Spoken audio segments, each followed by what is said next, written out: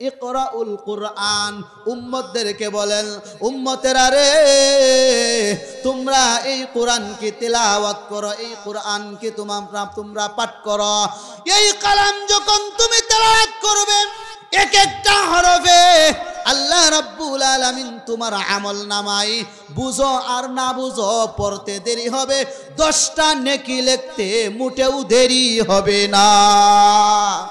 রজব বিদায় হয়ে গেল, শাবানও প্রায় বিদায় হয়ে যাচ্ছে। ভাইরা আমার লক্ষ্য করে দেখেন, আল্লাহর নবী বিশ্ব নবী রাহমাতুল লিল আলামিন এই রজব এবং শাবান মাস যখন আসতেন, রজব এবং শাবান পাইয়া আল্লাহর নবী বিশ্ব নবী রাহমাতুল লিল আলামিন আল্লাহর কাছে দোয়া করতেন, আল্লাহুম্মা বারিক লানা ফি রজব ওয়া শাবান ওয়া বাল্লিগনা রমাদান। কি বলেন? দোয়া করতেন কি করতেন না? ভাইরা আমার লক্ষ্য করে দেখেন, আল্লাহর নবী বিশ্ব নবী রাহমাতুল লিল আলামিন ওই রজব এবং শাবান মাস পাইয়া রজব যখন পড়তো আল্লাহর নবী দোয়া করতেন, প্রভু গো আমাকে রজব এবং শাবান মাসের বরকত দান করো, রমজান পর্যন্ত পৌঁছায়া দাও। আল্লাহর নবী বিশ্ব নবী রাহমাতুল লিল আলামিন আল্লাহর কাছে দোয়া করতেন, আল্লাহ রজব এবং শাবান মাসের বরকত দাও, রমজান পর্যন্ত পৌঁছায়া দাও।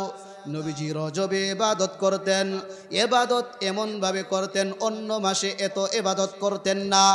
রজবে ইবাদত করেছেন, আল্লাহর নবী রজবের ইবাদত আল্লাহর নবী সহ্য হয় না, আল্লাহর নবী খুশি হয় নাই, আল্লাহর কাছে দোয়া করতেন, আল্লাহ শাবানে ইবাদত করার সুযোগ দাও। আল্লাহর নবী শাবানেও ইবাদত বন্দেগী করেছেন, এখনো মনটা বলল না। আল্লাহর নবী বিশ্ব নবী রাহমাতুল লিল আলামিন আল্লাহর কাছে বলেন, প্রভু গো রজবে ইবাদত করলাম এখনো আমার মন ভরে নাই, শাবান মাসে ইবাদত করলাম এখনো আমি সন্তুষ্ট হই নাই, আমার মন বলল না।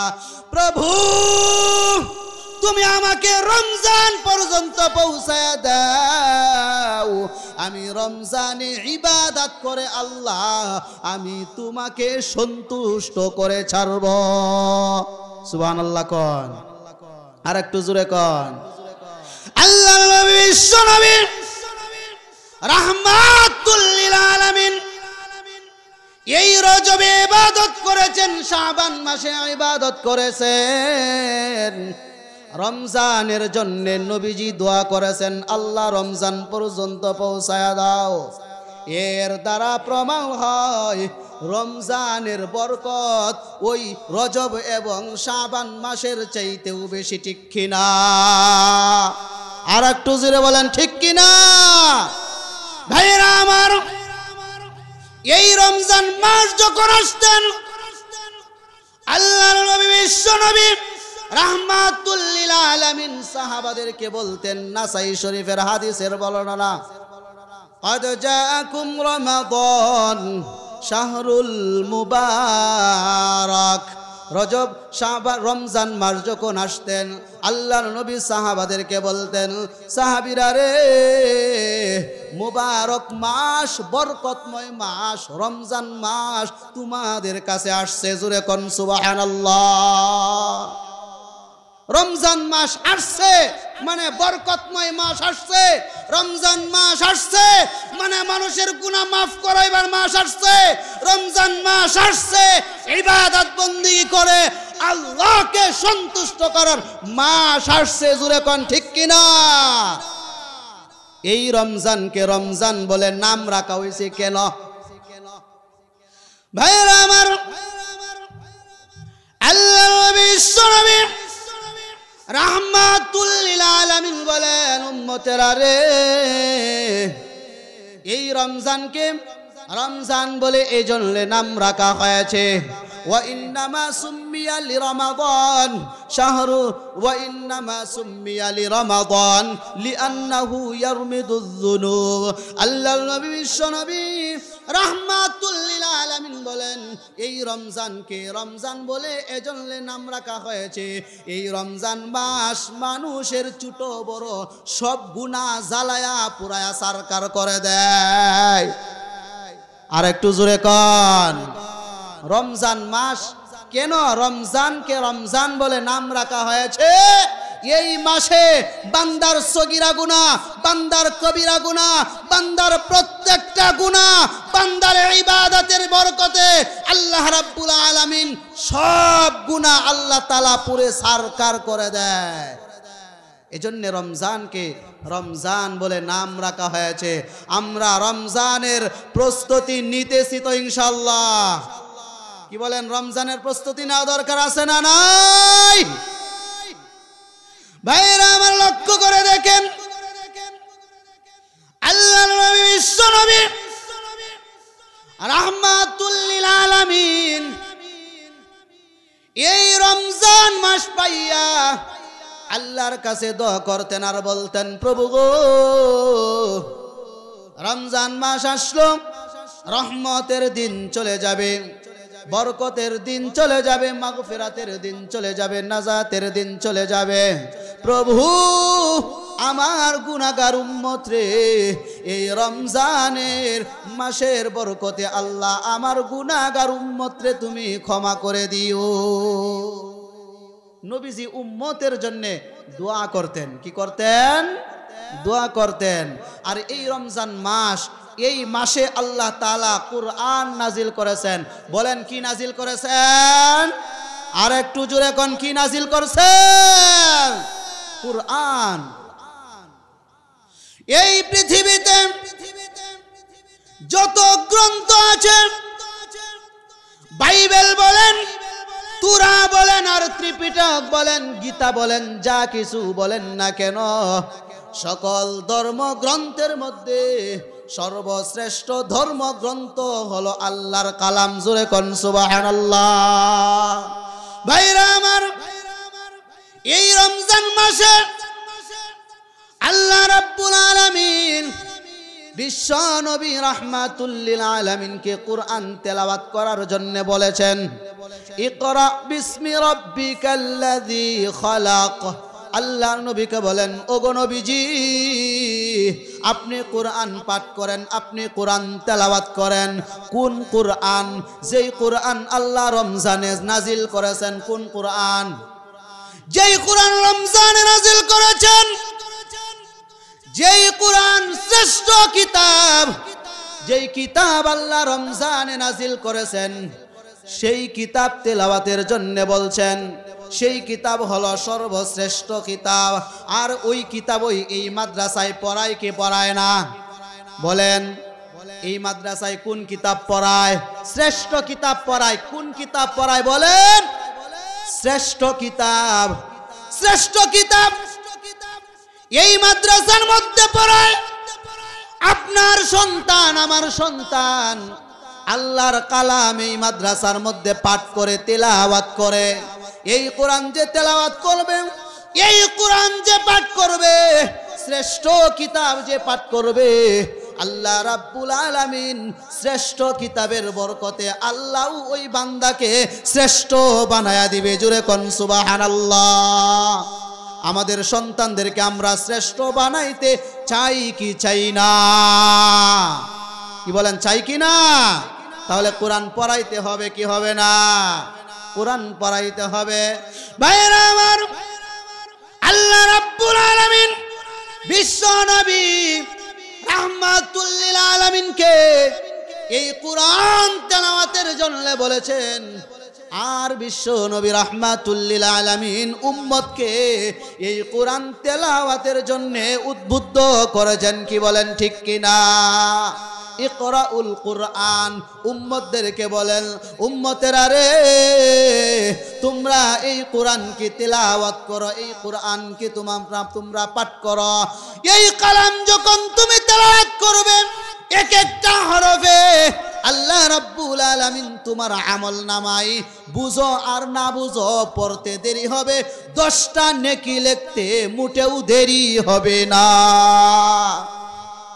এই কোরআন পড়তে, এই কোরআন তেলাওয়াত করতে আমরা রাজি আছি তো ইনশাআল্লাহ?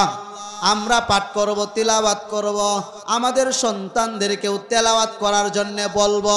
কি বলেন? বলবো তো ইনশাআল্লাহ? ভাইরা আমার, রমজানের রজনীতে আল্লাহর নবী বিশ্বনবী রাহমাতুল লিল আলামিনের এক সাহাবী আল্লাহর কালাম তেলাওয়াত করে। বুখারী শরীফের হাদিসের বর্ণনায় পাওয়া যায়, আল্লাহর নবী বিশ্বনবী রাহমাতুল লিল আলামিনের এক সাহাবী আল্লাহর কোরআন তেলাওয়াত করতেছে, কুরআনুল কারীম তেলাওয়াত করে, সূরা কাহাফ তেলাওয়াত করে। আল্লাহর নবীর সাহাবী যখন আল্লাহর কালাম তেলাওয়াত করে, এরপরে তাকাইয়া দেখে তার পাশে একটা গুড়া বাঁধা ছিল, গুড়াটা লাফাইতেছে। কি করতেছে? আল্লাহর নবীর সাহাবী আল্লাহর কালাম তেলাওয়াত করে আর ঘোড়াটা লাফায়। এরপরে তাকাইয়া দেখে ঘরের উপরে নজর করছে, ঘরের উপরে নজর করে দেখে আকাশ থেকে একটা মেঘের খণ্ড এসে ঘরের উপরে হাজির হয়ে গেছেন। ওই সাহাবী কোরআন তেলাওয়াত করে আর তার ঘোড়াটা লাফাইতেছে, আর ঘরের উপরে আকাশ থেকে একটা মেঘের খণ্ড এসে হাজির হয়ে গেছে। এই অবস্থা দেখে ওই আল্লাহর নবীর সাহাবী কুরআন তেলাওয়াত বন্ধ করে দিয়েছেন। কুরআন তেলাওয়াত যখন বন্ধ করে দেয়, সঙ্গে সঙ্গে তাকাইয়া দেখে ওই ঘোড়াটা লাফানো বন্ধ করে দিয়েছে, আর ঘরের উপরে যেই মেঘের খণ্ড এসেছিল মেঘের খণ্ডও চলে গেছে। আল্লাহর নবীর সাহাবী আবার তেলাওয়াত শুরু করে, আবার ওই ঘোড়াটা লাফায়। তেলাওয়াতের পাওয়ার যত বাড়ে আর ওই ঘোড়ার পাওয়ার তত বাড়ে, তেলাওয়াতের পাওয়ার যত বাড়ে আর মেঘের খণ্ডও এসে ঘরের কাছে চলে আসে। এই অবস্থা দেখে ওই আল্লাহর নবীর সাহাবী তেলাওয়াত বন্ধ করে।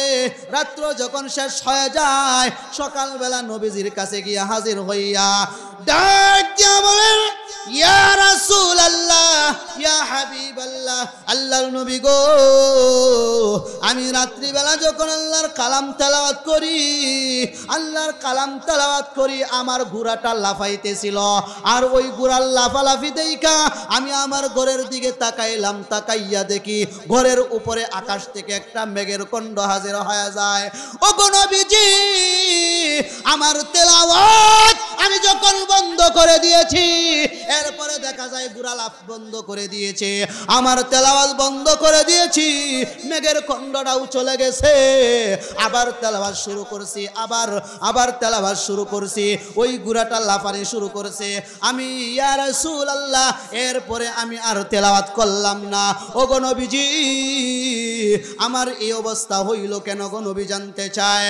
আল্লাহর নবী বিশ্বনবী রাহমাতুল লিল আলামিন ডাক দিয়া বলেন, সাহাবী রে, তুমি যখন আল্লাহর কালাম তেলাওয়াত করেছো, নাযালাত বিল কুরআন, আল্লাহর কালাম যখন তুমি তেলাওয়াত করেছো, আল্লাহর কালাম তেলাওয়াতের বরকতে আল্লাহ তাআলা তোমার ঘরের উপরে শান্তি, আল্লাহ তাআলা তোমার ঘরের উপরে রহমত সাকিনা নাজিল করেছিল। জোরে কোন সুবহানাল্লাহ। কুরআন তেলাওয়াত করলে সাকিনা নাজিল হয়। কি বলেন? নাজিল হয় কি হয় না?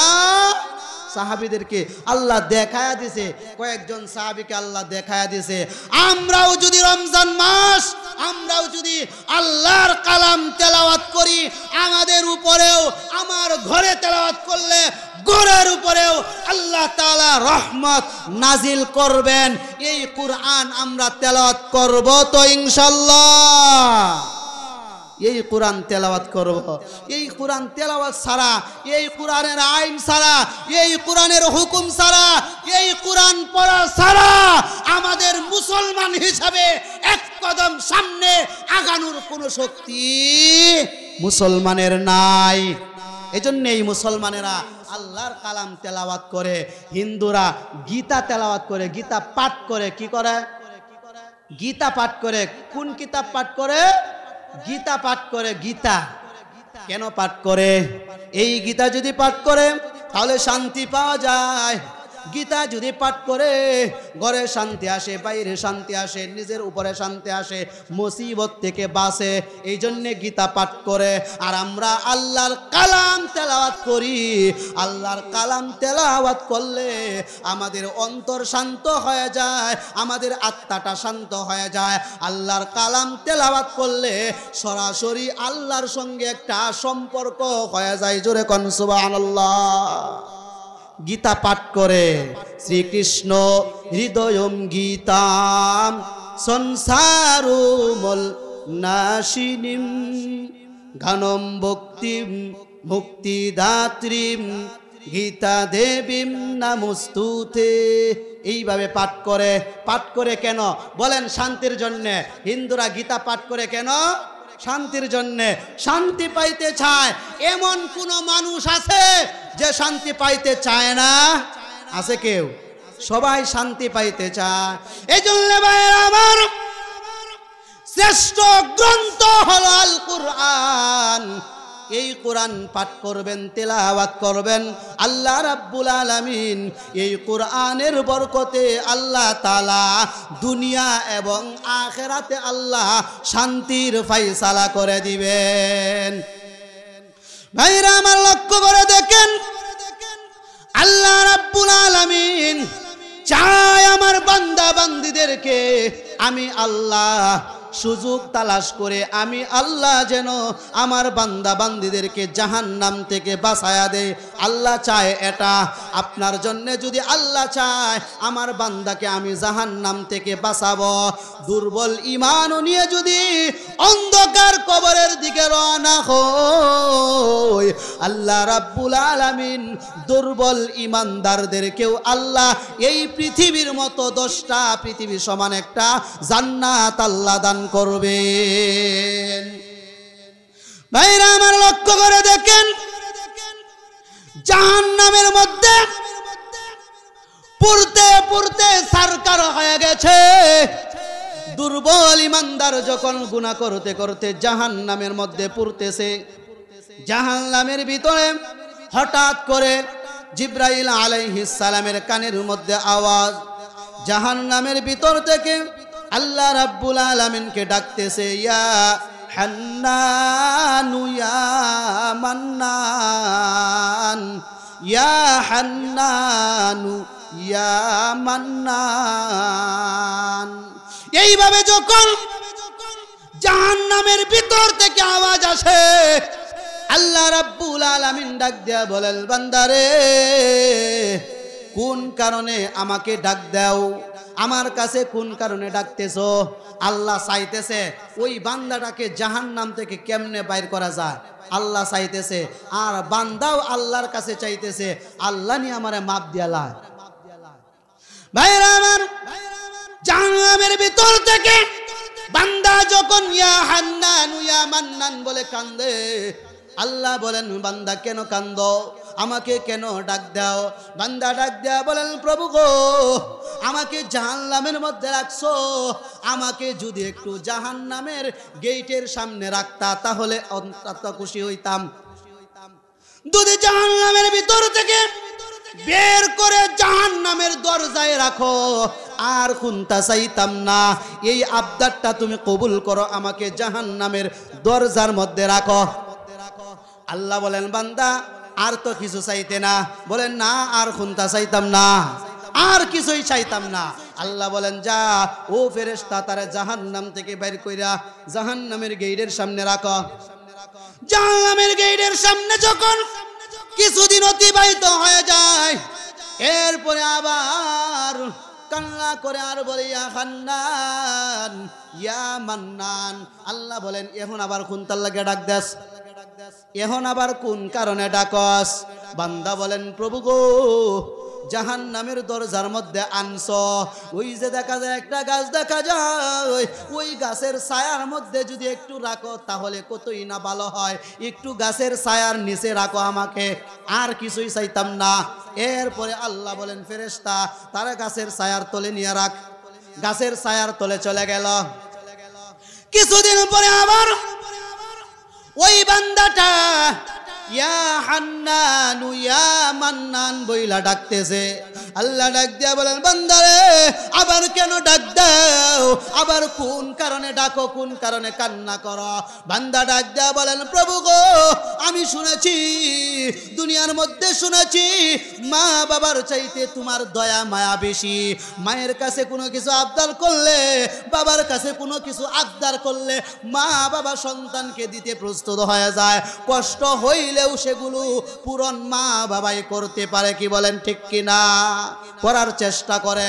শুনেছি মা বাবার চাইতেই তোমার 1000 গুণ দয়া মায়া বেশি। তুমি কি পারো না গো আমাকে ওই গাছের ছায়া থেকে আমাকে জান্নাতের দরজার সামনে নিতা? জান্নাতের কত নাজ নিয়ামত কালি একটু দেখতাম। কালি জান্নাতের নিয়ামত গুলো আমার এই 2 চোখ দিয়া দেখবো। জান্নাতের দরজার সামনে একটু রেখে দাও। আমি বান্দা হিসাবে তোমার কাছে আবদার করেছি, একটু কি দয়া লাগে না? একটু কি মায়া লাগে না? একটু কি মোহাব্বত লাগে না গো? আমাকে জান্নাতের দরজার সামনে নিতা। আল্লাহ বলেন, যা দরজার সামনে। আর তো কিছু চাইতে না? বলেন না, আর কিছু চাইতাম না। ভাইরা আমার, ওই বান্দাকে যখন জান্নাতের দরজার সামনে নিছে, জান্নাতের দরজার সামনে কিছুদিন কাটায়া দিয়েছে, জান্নাতের ভিতরে এত নাজ নিয়ামত দেখে ওই বান্দাটা আফসোস করতেছে, হায় রে, যদি জানতাম, যদি দুনিয়ায় আমল করতাম তাহলে কত সহজে জান্নাতের ভিতরে চলে যাইতাম, জান্নাতের নাজ নিয়ামত খাইতে পারতাম। বড় বড় রান, বড় বড় রুশ, বড় বড় ফল, বিশাল বড় বড় ফল খাইতাছে আর ছায়া দেখতাছে। বলুন তো কি জিহ্বার পানি পড়ছে কি বলে নাই? কথা কয় না। ছায়া যখন দেখছে জান্নাতের ভিতরে বড় বড় রান খাইতাছে আর বিশাল বড় বড় ফল শুয়া রইছে, আর বলছে, হ্যাঁ এই ফলটা যদি খাইতাম পারতাম, অটোমেটিক মুখের সামনে হাজির। ওই জান্নাতে যাইতে চাই কি চাই না? এজন্য ভাইরা আমার, আল্লাহ রাব্বুল আলামিন যখন জান্নাতের দরজার সামনে নিছে, জান্নাতের দরজার সামনে কিছুদিন কাটাইয়া আল্লাহকে আবার ডাক দিয়া বলেন, ইয়া হান্নানু ইয়া মান্নান। আল্লাহর কাছে আবার বলে, আল্লাহ এখন একটা শুধু আবদার, আর কোনো আবদার তোমার কাছে করব না। একটা আবদার তোমার কাছে করি, ওই আবদারটা হলো আমাকে শুধু অনুমতি দাও, আমি জান্নাতের ভিতরে ঢুকবো আর বাইরে আয়া পড়ব। জান্নাতে ঢুকবো আর বাইরে আয়া পড়ব, আর কিছুই লাগতো না, একটু অনুমতি দাও। আল্লাহ চাইতাছে দেখি এই বান্দাটারে জান্নাতে ঢুকানো যায় কিনা। ভাইরা আমার, ওই বান্দা যখন আল্লাহর কাছে আবদার করেছে, আল্লাহ রাব্বুল আলামিন বলেন, তাহলে তোমাকে অনুমতি দেওয়া হলো, যা বান্দা যা, জান্নাতের ভিতরে প্রবেশ কর। আবার আয়া পড়িস। ঠিক আছে, আবার আয়া পড়মো। জান্নাতের ভিতরে ঢুকছে, এই যে দৌড় দিছে, জান্নাতের ভিতরের নাজ নিয়ামত দেখতে দেখতে দেখতে দেখতে একটা দেখে আবার সামনে চায়, ওইটা আরো সুন্দর দেখা যায়, ওইটার কাছে যায় দেখবার লাগিয়া, এরপরে আরো সামনে তাকায়া দেখে আরো সুন্দর দেখা যায়। এইভাবে যাইতে যাইতে এদিক দিয়া বাইর হওয়ার কথা বুইলা গেছে। আল্লাহ স্মরণ করায়া দেয়, এ বান্দা, মনে নাই বুঝলে লাইছ বাইর হওয়ার না কথা? এবার ওয়াজ শুরু করছে, প্রভু তুমি না কুরআনুল কারিমে বলেছো তোমার ওয়াদা সত্য, ইন্না ওয়াদাল্লাহি হক। আমি বিশ্বাস করেছি তোমার ওয়াদা সত্য, তুমি যেই ওয়াদা করো ওই ওয়াদা সত্য, এই ওয়াদা সত্য। তুমি না এক বলেছ, যদি কোনো বান্দা আল্লাহর তৈরি জান্নাতের ভিতরে প্রবেশ করে, জান্নাতের ভিতরে যে একবার প্রবেশ করবে আর জিন্দেগিতে বের হতে হবে না, খালিদিনা ফিহা আবাদা, সর্বদাই চিরস্থায়ী হইয়া জান্নাতের ভিতরে থাকবে, আর কোনোদিন বের হতে হবে না। আল্লাহ এখন ডাক্তার চোখের লেগিয়া তাহলে আল্লাহ চায় আমার বান্দা কেমনে জান্নাতে যাবে, আর আমরা জান্নাত থেকে গুনাহ করতে করতে দূরে চলে যাই। কি বলেন ঠিক কিনা? এজন্য ভাইরা আমার, আল্লাহ রাব্বুল আলামিন জিবরাইলকে বলেন, জিবরাইল যাও জান্নাত জাহান্নামের ভিতরে দেখো আমার আরো কোনো বান্দা জাহান্নামের ভিতরে আছে কি নাই, জাহান্নামের ভিতরে আছে কিনা। জিবরাইল আলাইহিস সালাম জাহান্নামের ভিতরে প্রবেশ কইরা কেউ নাই, শুধু চিৎকারের আওয়াজ, কান্না করে আমারে মাইরা লাইছে, কাইটা লাইছে, সিরা লাইছে, আমারে বাঁচা, এইটা আওয়াজ।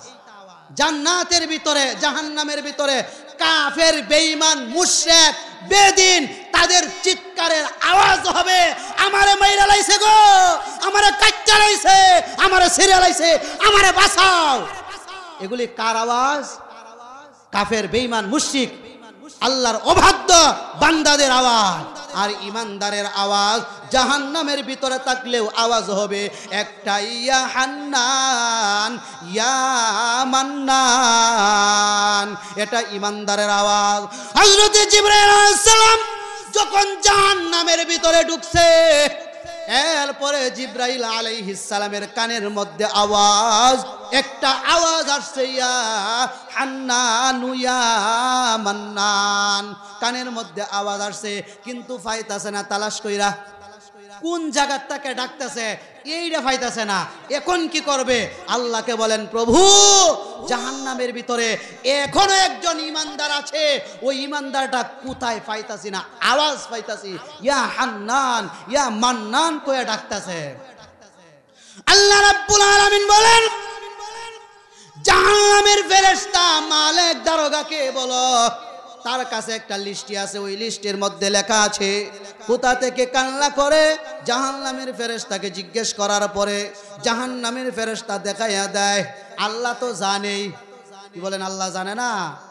জাহান্নামের ফেরেশতা দেখাইয়া দিয়েছে। হযরত জিবরাইল আলাইহিস সালাম ওই বান্দার কাছে গিয়া দেখে জাহান্নামের আগুনে পুড়তে পুড়তে কঙ্কাল লাগায়া গেছে, সারার কোনো আকার আকৃতি নাই। এবার এইভাবে পুড়তে পুড়তে শুধু একটা আওয়াজ দিছে, ইয়া হান্নান ইয়া মান্নান, এইভাবে আওয়াজ দিছে। হযরতে জিবরাইল আলাইহিস সালাম ওই কঙ্কালের মতো এইভাবে দৌড়ছে, দইরা আল্লাহকে বলেন, প্রভু তার তো কোনো অস্তিত্ব নাই, তার তো অবস্থা ভালো না, পুড়তে পুড়তে কঙ্কাল হয়ে গেছে। প্রভু এখন ওই বান্দাকে কি করব? আল্লাহ রাব্বুল আলামিন ডাক দিয়া বলে, আ জিবরাইল আমার ওই বান্দারে লইয়া যাও, জান্নাত এবং জাহান্নামের মাঝখানে একটা কুয়া আছে, ওই কুয়ার ভিতর থেকে পানি লইয়া আমার বান্দারে একটু গোসল করাও। আমার বান্দাকে গোসল করাইতে দেরি হবে, আমার বান্দার আকার আকৃতি পরিবর্তন হইতে মোটেও দেরি হবে না। হযরত জিবরাইল আলাইহিস সালাম আল্লাহর ওই বান্দাকে লইয়া ওই কূপের কিনারায়, ওই কুয়ার কিনারায় যখন চলে গেল, ওই কুয়া থেকে পানি উঠাইয়া ওই বান্দাকে যখন গোসল করাইলেন, গোসল করানোর সাথে সাথে জিবরাইল তাকাইয়া দেখে ওই বান্দার চেহারা এত সুন্দর হয়ে গেছে, ইউসুফ নবীকে আল্লাহ যেই সৌন্দর্য দিয়েছেন ওই ইউসুফ নবীর মতো সুন্দর আল্লাহ তাআলা বানায়া দিয়েছে। জোরে কোন সুবহানাল্লাহ। আরো আস্তে কোন, আর একটু জোরে কোন সুবহানাল্লাহ। তাহলে নাজাত পাইতে চাই কি চাই না? নাজাত পাইতে চাই। নাজাত পাইতে হলে আল্লাহর হুকুম মানতে হবে কি হবে না? আর একটু জোরে বলেন, আল্লাহর হুকুম মানতে হবে কি হবে না? ভাইরা আমার, আল্লাহ রাব্বুল আলামিন কুরআনুল কারীমে ঘোষণা দিয়েছেন, বান্দা আমি আল্লাহ আসমান বানাইছি, আমি আল্লাহ জমিন বানাইছি, বান্দারে তোর যা লাগবে আমি আল্লাহ সব বানাইছি। আল্লাহ বানাইছেন কি বানান নাই? আল্লাহ কোরআনে বলেন, আল্লাযী জাআলা লাকুমুল আরদা ফিরাশাও ওয়াস সামাআ বিনাআ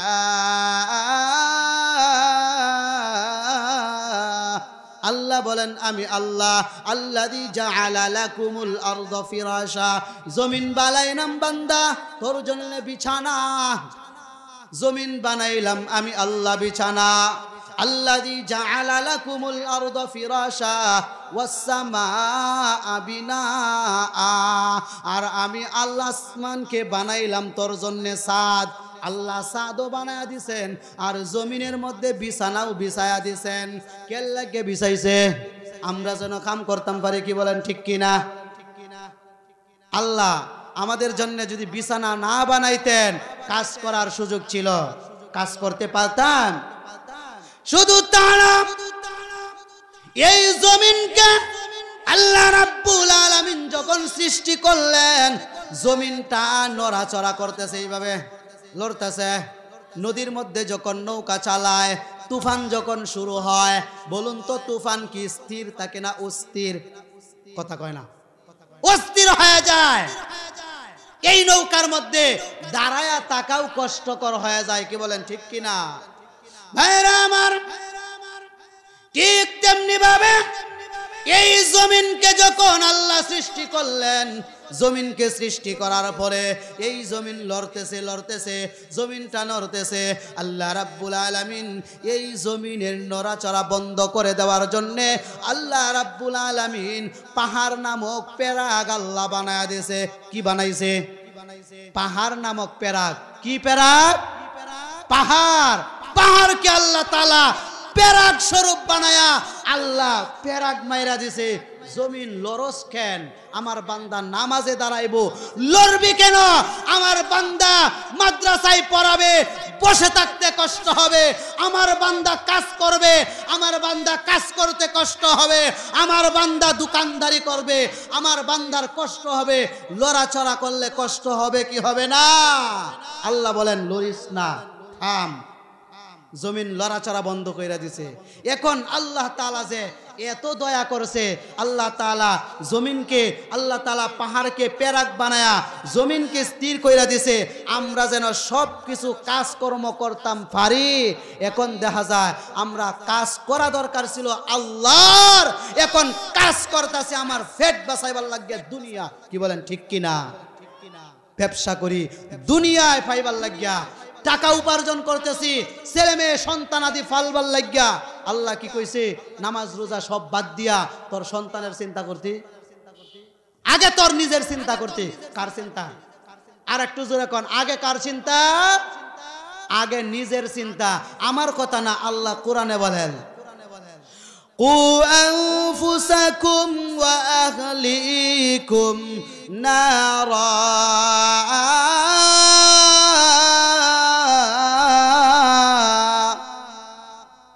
কু আনফুসাকুম ওয়া আহলিকুম নারা।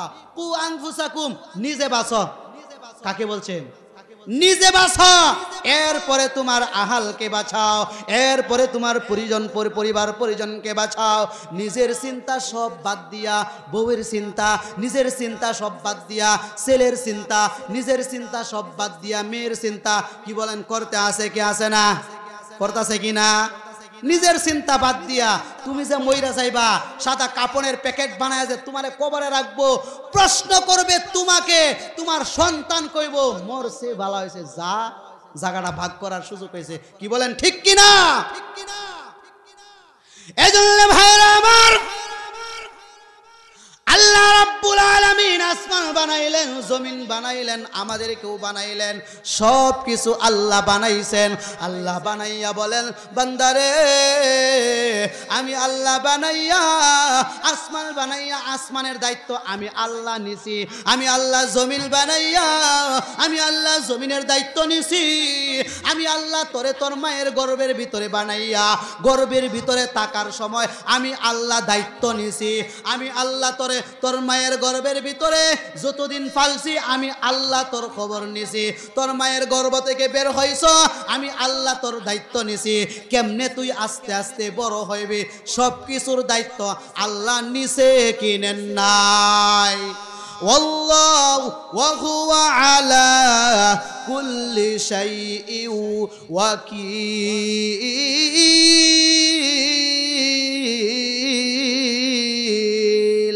ভাইরা আমার, আলামিন বলেন আমি আল্লাহ সব কিছু বানাইয়া আমি আল্লাহ দায়িত্বটা নিছি। দায়িত্ব যেহেতু আমি আল্লাহর কাছে, কিসের চিন্তা আর কিসের ভয় তোর? কি বলেন ঠিক কিনা? তোর কিসের চিন্তা? তোর টাকার প্রয়োজন, আমি আল্লাহর কাছে ছা। তোর পয়সার প্রয়োজন, আমি আল্লাহর কাছে ছা। আল্লাহু আকবার বলে নামাজে দাঁড়া, নামাজে দাঁড়াইয়া নামাজ 2 রাকাত পড়, আমি আল্লাহর কাছে চা। তোর কি লাগবে? আমি আল্লাহ সব দিব। দায়িত্ব নিছেন আল্লাহ, পেরেশানি করি আমরা। কি বলেন ঠিক কিনা? বেশি বুঝার কারণে, কি বলেন, বেশি বুঝার কারণে না, আবার ফাঁক লারে আর ঘুরে কয় আল্লাহর গজবে আমরারে ধরে। কথা কয় না, নামাজ পড়ি না আল্লাহর গজব আমরারে ধরে, দাড়ি রাখি না আল্লাহর গজব আমরারে ধরে, রমজান মাসে দোকানে পর্দা ফালায়া ডাইলের বড়া খায় আল্লাহর গজব আমরারে ধরে। আল্লাহর গজব ধরে না, ধরে না, ধরে না, না আল্লাহ গজব দেয় না। কি বলেন, দেয়নি না দেয় না? আল্লাহ দেয় না কেন? আল্লাহ সুযোগ দিছে। কি দিছে জোরে কোন? আর একটু জোরে বলেন আল্লাহ কি দিছে? আমার কথা না, আল্লাহ কোরআনেও বলছেন ওয়ায়ামুদ্দুহুম ফি তুগয়ানিহিম ইয়ামাহুন।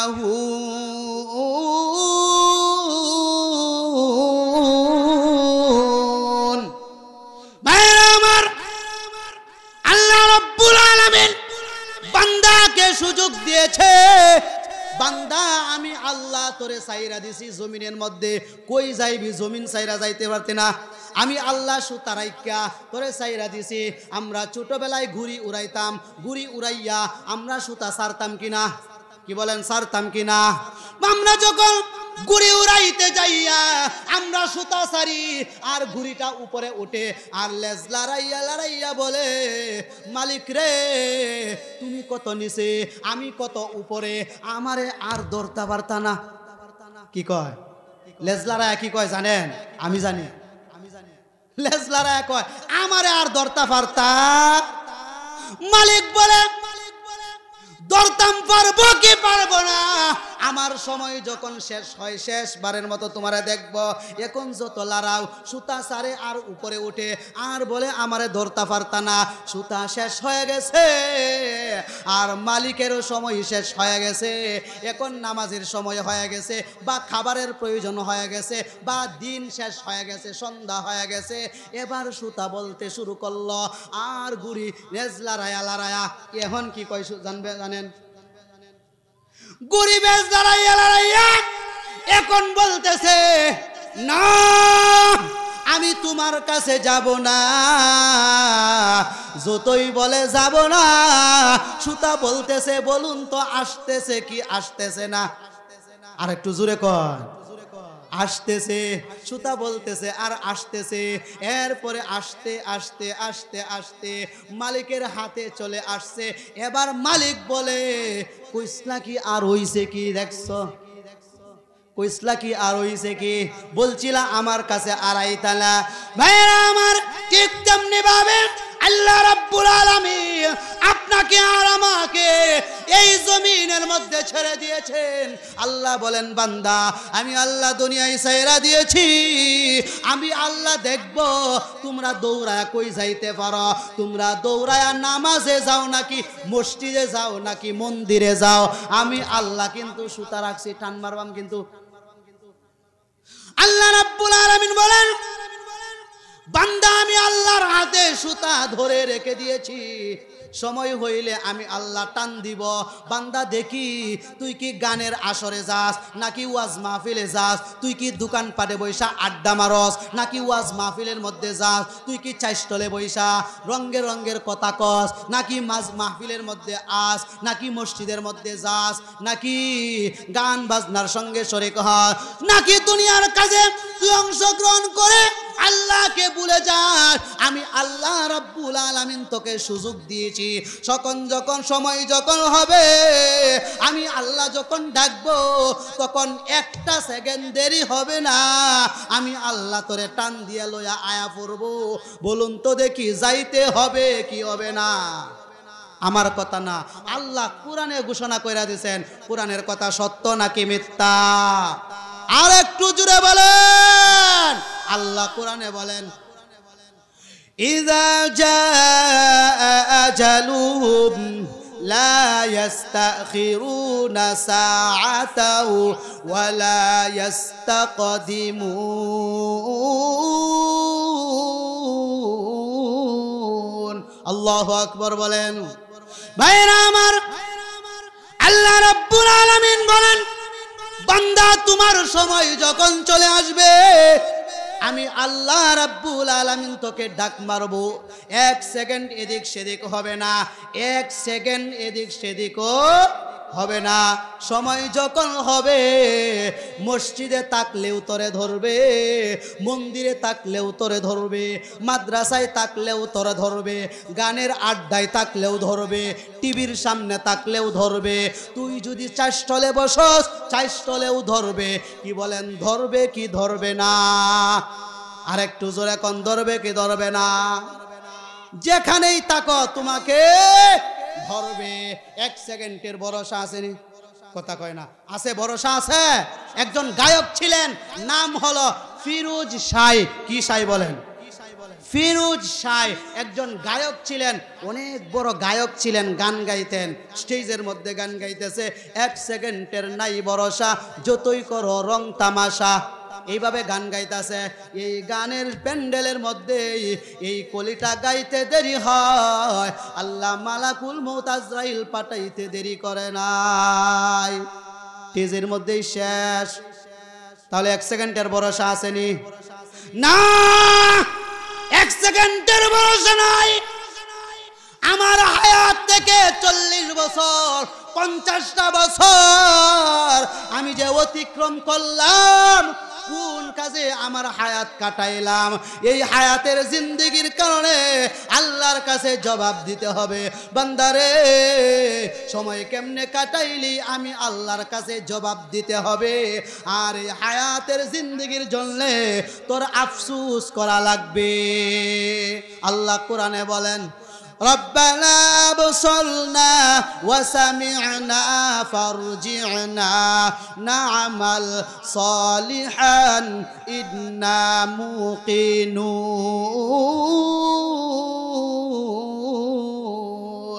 ভাইরা আমার, আল্লাহ কোরআনে বলেন, রব্বানা আবসারনা ওয়া সামি'না ফারজি'না না'মাল সালিহা।